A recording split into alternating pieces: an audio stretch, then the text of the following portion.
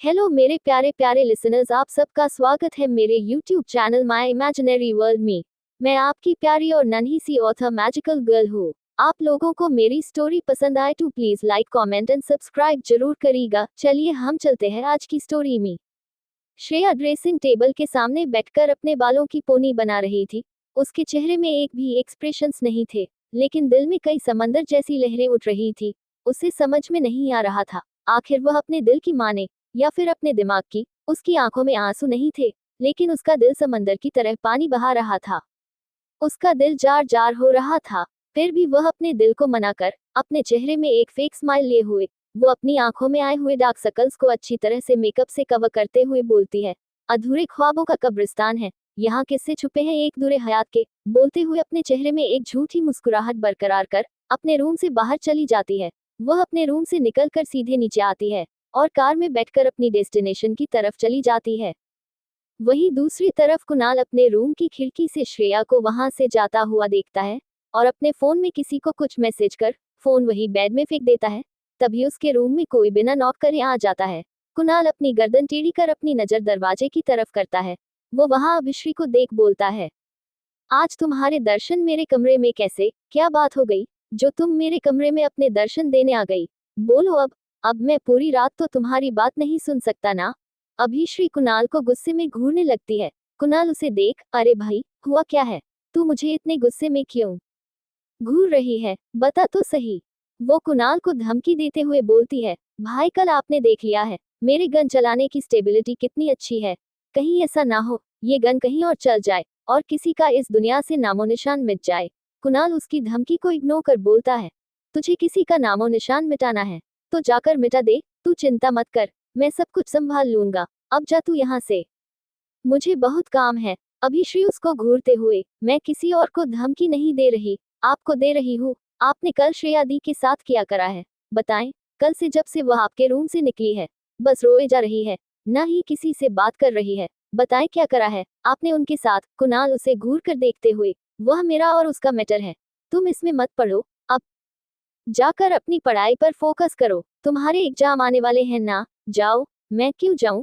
पहले आप बताएं आपने क्या करा है उनके साथ?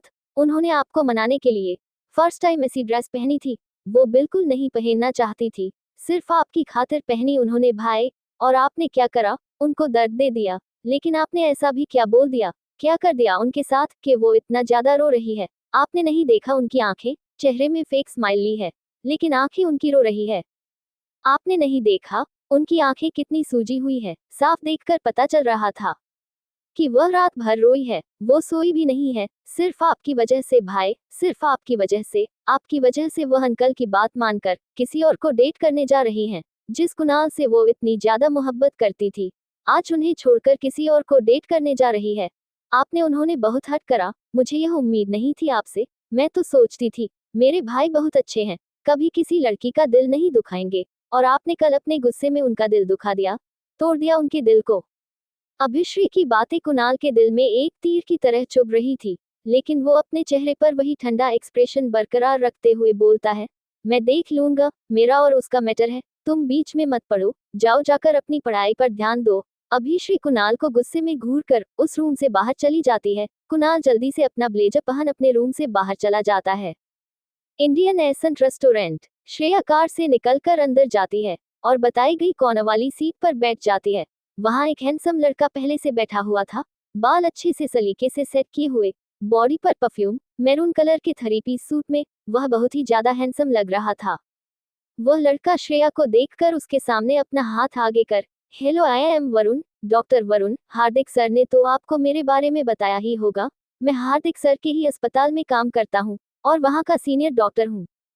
श्रेया अपने चेहरे में फेक स्माइल ले हुए, हेलो अंकल ने मेरा नाम तो बताया ही होगा आपको, फिर भी मैं बता देती हूँ, श्रेया और मैं वीएन न्यूज चैनल में एक रिपोर्टर हूँ। इतना बोल वो जल्दी से अपना हाथ पीछे ले लेती है।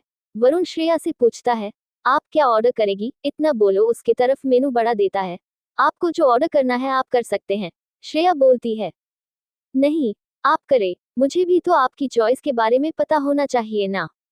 आफ्टर ऑल आगे हम फ्यूचर में हस्बैंड वाइफ जो बनेंगे, तो मुझे पहले से आपकी चॉइस के बारे में पता होना चाहिए ना। वहीं बैठे एक शख्स को उसकी बात सुनकर बहुत तेज गुस्सा आ रहा था, लेकिन वह अपने गुस्से को कंट्रोल करे हुआ था। श्रेया उससे बोलती है, मैं आगे कोई बात करने से पहले आपको अपनी पिछली लाइफ के बारे में बताना चाहूंगी। मैं पहले किसी के साथ रिलेशनशिप में थी। मेरा एक बॉयफ्रेंड था और हमने काफी वक्त साथ में बिताया है, बट मेरा उससे ब्रेकअप हो गया है। अब आप चाहे तो आगे बात कर सकते हैं। वरुण श्रेया की बात सुन बोलता है, सबकी लाइफ में कोई न कोई रहता है, और आजकल तो हर किसी की गर्लफ्रेंड या बॉयफ्रेंड होते हैं। मुझे इससे कोई फर्क नहीं पड़ता कि आपका पास्ट में किसी के साथ रिलेशनशिप था कि नहीं था, लेकिन अब मैं आ गया हूँ, तो आप आई होप आप उसे भूल जाएंगी। आज के टाइम में तो ये सब नॉर्मल है, गर्लफ्रेंड बॉयफ्रेंड बनाना। लेकिन मेरे आने के बाद आई होप आप उससे कोई बात नहीं करेंगे। मुझे पसंद है आप, और मैं सर से बोलूंगा कि हमारी शादी की जल्दी ही कर दे। और सर ने मुझे बताया कि आपने तंजानिया में जॉब के लिए अप्लाई करा है और आपकी जॉब भी लग गई है, तो मुझे कोई प्रॉब्लम नहीं है, आप जॉब कर सकती हैं। मैं आपको बिल्कुल नहीं रोकूंगा, बट आपके तंजानिया जाने से पहले मैं चाहता हूँ कि हमारी सगाई हो जाए। बस वो उसकी बातें सुन रही थी, वो बस हम में जवाब दे देती है। फिर वह दोनों लोग आगे बातें करने लगते हैं। करीब 1 घंटे बाद श्रेया वहां से उठते हुए बोलती है, काफी लेट हो गया है, आई थिंक अब मुझे घर जाना चाहिए। वरुण उससे बोलता है, मैं आपको छोड़ देता हूँ। श्रेया उसे मना करते हुए बोलती है, नहीं नहीं, ड्राइवर आया है ना मुझे छोड़ने, वो खड़ा है, मैं चली जाऊंगी, आपको टेंशन लेने की जरूरत नहीं है। इतना बोल वो वहां से चली जाती है। वही वरुण जाती हुई श्रेया को देखते हुए खुद से ही बोलता है, चाहेंगे तुम्हें इतना कि तुम भूल जाओगे अपने उस आशिक को। तुम्हारी इन आंखों में आने वाली हर नमी को हम मिटा देंगे, जिंदगी से हर दुख मिटा देंगे। आएगी नमी इन आंखों में हमारे खातिर, तुम जख्म और मरहम की वजह बनेंगे हम। चाहेंगे हम तुम्हें इतना, एक तू ही बसी है इस दिल में, जाने कितनी आए और कितनी चली गई, इस तलबे दिल को तलब लग गई तेरी। इतना बोल उसके चेहरे में एक अलग ही स्माइल थी, जिसको समझ पाना हर किसी के बस की बात नहीं थी। नेक्स्ट डे अभिश्री और समीर हॉस्पिटल के लिए निकल गए थे, और दैत्य, दिव्या, श्रेया और कुणाल भी अपने काम में चले गए थे। समीर अपने इंटर्न्स को अच्छे से सारी चीज वहां लगे प्रोजेक्ट में समझा रहा था। सब लोग अच्छे से हर चीज समझ रहे थे। वहीं अभिश्री के चेहरे में बहुत ही ज्यादा टेंशन दिख रही थी। समीर, जिसने अभिश्री की इस चीज को नोटिस कर लिया था, वह जल्दी ही क्लास खत्म कर सब लोगों से बोलता है, आज की क्लास यही खत्म होती है, और आप सब कल मुझे इस चीज पर अच्छे से प्रेजेंटेशन बनाकर दिखाएंगे। नाउ आप सब अब जा सकते हैं। सारे बच्चे क्लास से चले जाते हैं। वहीं अभिश्री की एक फ्रेंड अभिश्री से बोलती है, क्या हुआ बेबस, चलना, तू यहाँ क्यों बैठी है। अभिश्री टेंशन में उसे देखते हुए बोलती है, पायल वह क्या हुआ यार, बोल तो, बता तो क्या हुआ है, ऐसे सस्पेंस मत क्रिएट कर। समीर उनके पास जाकर पायल से बोलता है, मिस पायल आप जाकर दूसरी क्लास अटेंड करिए, मुझे मिस अभिश्री को नेक्स्ट सेमिनार के बारे में कुछ चीज बतानी है। पायल समीर की बात सुन वहां से चली जाती है। समीर पायल के जाते ही अभिश्री के गालों को प्यार से अपने हाथों में थाम कर उसे पूछता है, क्या हुआ श्री, मैं 15 मिनट से तुम्हें देख रहा हूँ, क्या हो गया जो तुम इतनी टेंशन में बैठी हो, बताओ क्या हुआ है तुम्हें, क्या तुम मुझे भी नहीं बताओगी, प्लीज बताओ ना, अब मुझे टेंशन हो रही है। अभिश्री धीरे से बोलती है, मुझे वह आए हैं। समीर उसकी बात सुन बोलता है, पीरियड्स, तुम्हें पीरियड्स आए हैं, तो तुम मुझे सीधे सीधे बता सकती हो ना, इतना हेसिटेट होने की क्या जरूरत है, एंड इट्स नॉर्मल, मतलब ये तो नॉर्मल है ना, और टेंशन लेने वाली कौन सी बात है। अभी श्री समीर की बात सुनकर बोलती है, वह मैं पैड, वो इतना ही बोलती है कि समीर उसकी बात बीच में काट कर बोलता है, तुम टेंशन मत लो, मैं इसका कुछ इंतजाम करता हूँ, और अभी तुम यहाँ से चलो। इतना बोल वो उसे खड़ा करता है और उसकी कमर में पहनी हुई जैकेट को बांध देता है, और फिर उसे वहां से ले जाकर वॉशरूम में छोड़कर वहां से चला जाता है। करीब 5 मिनट बाद वह वापस आता है और वॉशरूम में नॉक करता है। वहां के जितने भी स्टूडेंट्स थे वह समीर को गर्ल्स वॉशरूम के बाहर देख शॉक हो जाते हैं, लेकिन समीर इन सबको इग्नोर कर एक पैकेट अभिश्री को देकर बोलता है, यहाँ के बाद तुम सीधा मेरे केबिन में आना। इतना बोल वो वहां से चला जाता है। करीब 15 मिनट बाद अभिश्री समीर के कैबिन में बिना नॉक करे अंदर चली जाती है।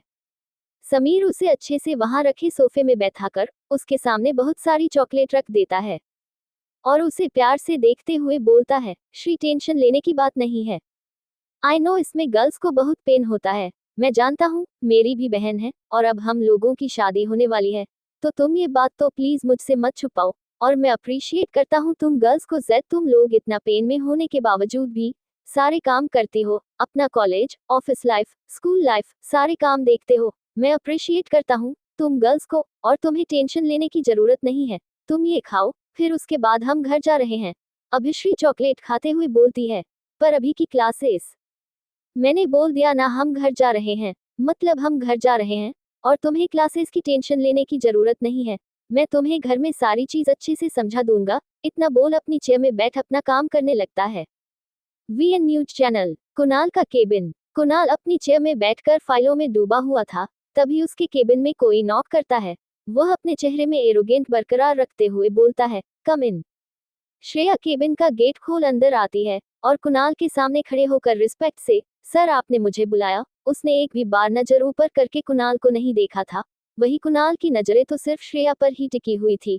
वह अपनी चेयर से खड़ा होकर अपने कदम श्रेया की तरफ बढ़ने लगता है। जब श्रेया की नजर कुणाल के कदमों पर पड़ती है, तो वह अपनी नजर उठाकर देखती है, और कुणाल को अपने इतना करीब खड़ा देख थोड़ा दूर होते हुए बोलती है, सर यह आप क्या कर रहे हैं? प्लीज डिस्टेंस में रहकर बात करें, हम ऑफिस में हैं। कुणाल उसे कमर से पकड़कर बिल्कुल खुद से सटा लेता है, और उसकी चीन पकड़कर उसका चेहरा ऊपर कर उसके मुलायम गुलाबी होठों पर अपने सख्त होठ रख देता है, और उसे पैशनेट के साथ किस करने लगता है। श्रेया उसे खुद से दूर करने की लगातार कोशिश कर रही थी, लेकिन वह दूर नहीं होता। वो उसे कमर से और पकड़कर खुद से बिल्कुल चिपका लेता है। अब उनके बीच में हवा तक के निकलने का फासला नहीं था। करीब 10 मिनट की किस के बाद वो उसे छोड़ता है। श्रेया लंबी लंबी सांसों ले रही थी। वह गुस्से में एक जोरदार तमाचा कुणाल के चेहरे पर जड़ देती है, और गुस्से में बोलती है, हाउ डेयर यू, तुम्हारी हिम्मत कैसे हुई मुझे किस करने की? अब हमारा की रिश्ता नहीं है। तुम पहले ही मेरा दिल तोड़ चुके हो, अब क्या मुझे भी तोड़ना चाहते हो? प्लीज अब मुझे बख्श दो, छोड़ दो मेरा पीछा। हम ऑफिस में हैं।